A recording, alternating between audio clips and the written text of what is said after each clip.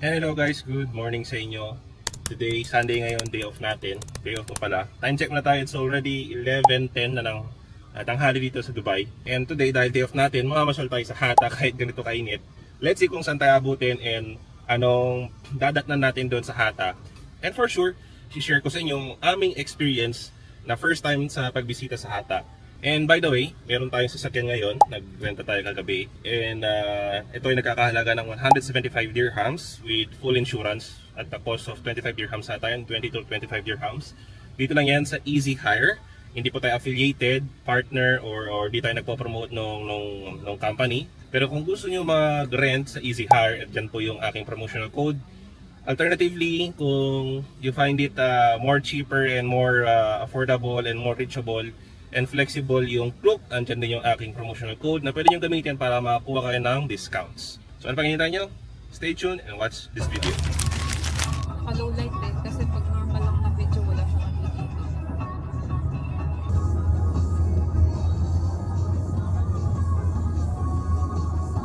And hello guys, nandito na tayo ngayon sa may petrol station. Nag-gas up muna tayo ng 50 dirhams kasi medyo malayo-layo yung biyahe natin. Nasa 123 kilometers ang one way. So balikan pa yon. And then itong rental car natin is kailangan natin ibalik ng 4 bars at least. Same kung paano natin siya hiniram sa rental company.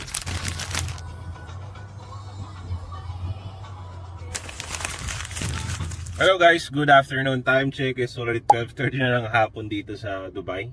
Teka, nasa Sharjah na pala tayo. And naka 40 minutes na tayo ng biyahe. At 82 kilometers na ang tinakbo natin. And meron pa tayong approximately 1 hour or less para magbiyahe papuntang Hatta. And medyo gutom na rin. So let's see kung may madaanan stopover or diretso na lang kami doon siguro para magpahinga ng konti, then magunat-unat para naman hindi tayo kagad pulikatin at saka we break din kasama na rin yun. So please continue watching and enjoy the video.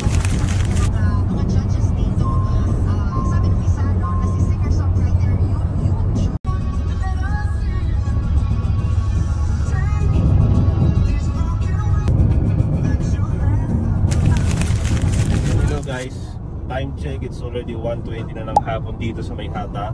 And we're 10 minutes away. And temperature outside is 34 degrees Celsius.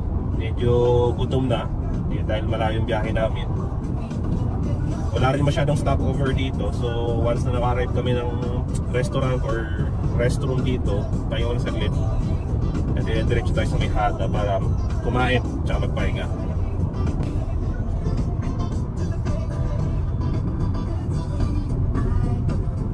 And hello guys, nandito na tayo sa Hatta after 1 hour and 30-40 minutes yata ang biyahe. 1 hour and 30 to 40 minutes ang biyahe. Almost 2 hours. Yan. Nag-washroom break lang kami. Magpa-park lang kami sa may Hatta kasi di ko na kinaya. Gusto ko nang mag-washroom, mag-wee-wee.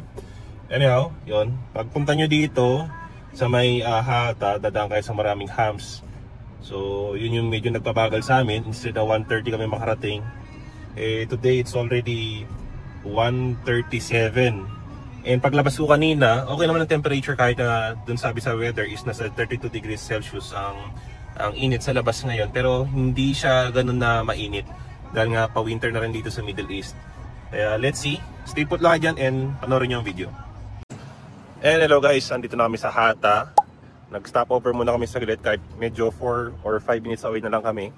Dahil nga sa haba ng biyahe, wala masyadong stopover, wala rin petrol station. And we break muna din syempre. Tapos exercise ng legs dahil sobrang haba ng biyahe. Nasa 1 hour and 30 minutes biyahe.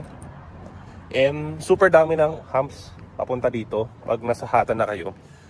Dahil instead na mapabilis kayo, ayun, takbo lang is 40. So time check, it's already 1:45 na ng hapon dito sa Hatta. And let's see, sobrang gutom na. Nagbaon lang kami ng tinapay at saka tubig. Sana may makita kaming restaurant. Andito kami ngayon sa Dubai Municipality sa may Hatta Fish Market and Vegetable and other na binibenta dito na bagsakan. Ayan. Ayan po yung passenger princess natin. Second outfit for today. Ayan. Ready ka na? Yes. Let's go. Ito yung nature ko. Oh. Hindi ako mukhang mataka. Hindi, paldo ka nga eh. Ang paldo. Bawi. So, paldo yun. Let's go guys. Kaya tayo. 4 or 5 minutes away lang. Nasa Hata Dam na tayo. Let's go. And hello guys. Andito na tayo sa Hata Dam. Time check. It's already 2 o'clock. Ayan. Grabe layo ng biyahe. Grabe ang ganda dito. No? Sa kasi mo yung hangin. Oh, syempre. And hello guys. Hello guys. Ayan. Kaya mo na kami. Dun sa may akyatan. Grabe yung taas ng ng inakyatan namin. Di ko expect na pahinto ako dyan sa baba. Oh. Makikita niyo yung sasakyan na yan. Ang haba, matirik. Buti na lang maganda yung sasakyan namin. Kinaya yung paakyat. Tapos kakain kami dyan sa may sa may akyatan doon sa dulo. Saan yung entrance ng Hata Dam. May iba? Yung may nito. Alin? Pa rin ako. Hot? No, hot. Mas hot pa rin ako. Kasi I'm hungry. Guys, pagdating nyo dito, kung may dali... Ayan, nagbubulunan ako. May dala kayong sasakyan katulad namin at balak nyo ulit pumunta rin dito. Ayan, siguraduhin maaga kayo kasi baka pagdating nyo dito wala kayong makakuha ang parking. Swerte kami, nakakuha kami, nakasingit kami. And libre din na parking dito, wala kami binayaran. Halos dito lahat pinapark yung sasakyan kasi nga sa baba masyadong matarik. Makikita nyo yun na sa baba, ayan o. Meron din silang free shuttle bus, kaya kung nakikita nyo yung Hata bus na yan.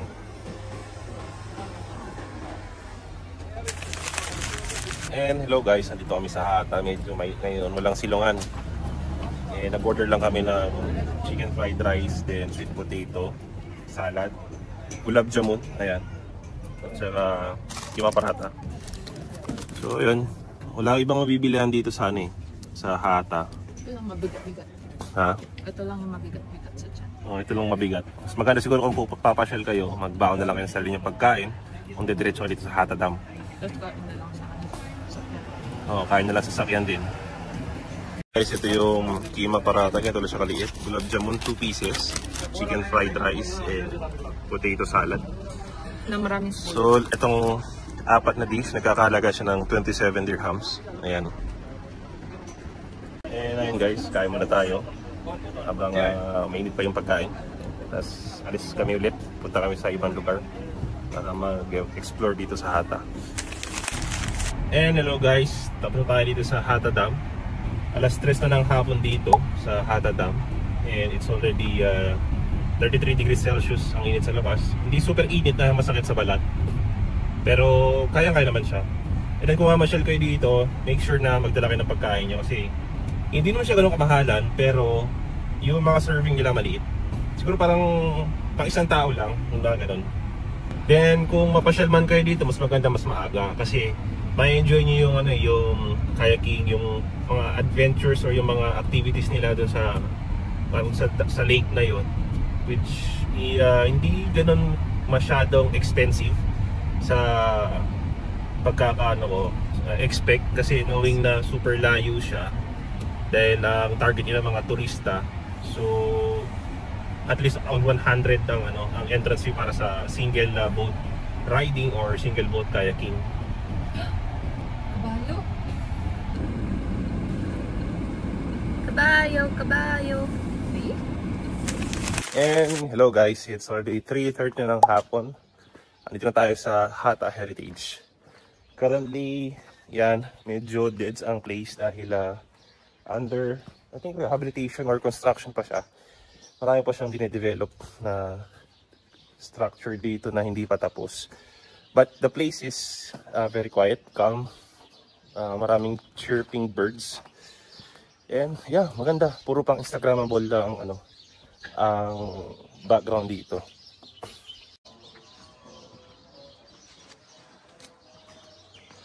Diretso tayo dyan sa baba. Isa lang ulit dun sa sa reels. Okay. Ayun guys, paalis na kami dito sa Hata Heritage. Wala masyadong mapasyalan dito sa loob dahil ginagawa pa. Then, meron din mga shops dito sa loob pero closed pa sila. May strawberry farm dun, nakita ko yun. Hindi ko napansin. Check natin. Ayun, hanap kami ulit ng panibagong papasyalan dito sa may Hata. Ay, let's check kung nasaan yun. And guys, good afternoon. Andito tayo ngayon sa Hatta Wadi Hub. Time check muna tayo. It's already 4:30 na ng hapon dito sa Hatta. And marami silang activities dito na hindi namin na-expect na pwede palang puntahan, pwedeng sakyan. Yun nga lang, gusto man namin, pero kailangan bumalik ng Dubai as early as possible para makaiwas sa traffic. And probably sa next visit namin, mas schedule namin itong Hatta Wadi Hub. And probably by next visit namin dito sa Hatta Hub, may schedule namin yung mga ganito activities. Makapunta kami maaga para ma-enjoy at masulit yung oras. Hindi katulad kasi ngayon, 4:30 na, ang biyahe namin almost magto 2 hours. So prepare lang ng konti, then biyahe na pa uwi.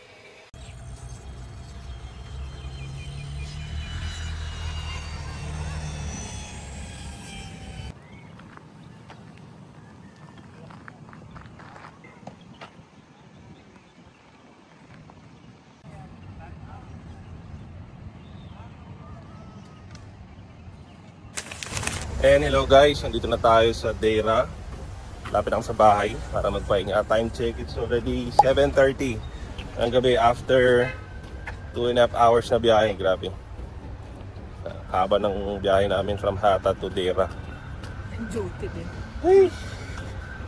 And kaya lang kami saglit and then pahinga para bukas kasi may pasok kami. And sulit naman ang day off. And thank you guys for watching. See you in the next vlog. Goodbye.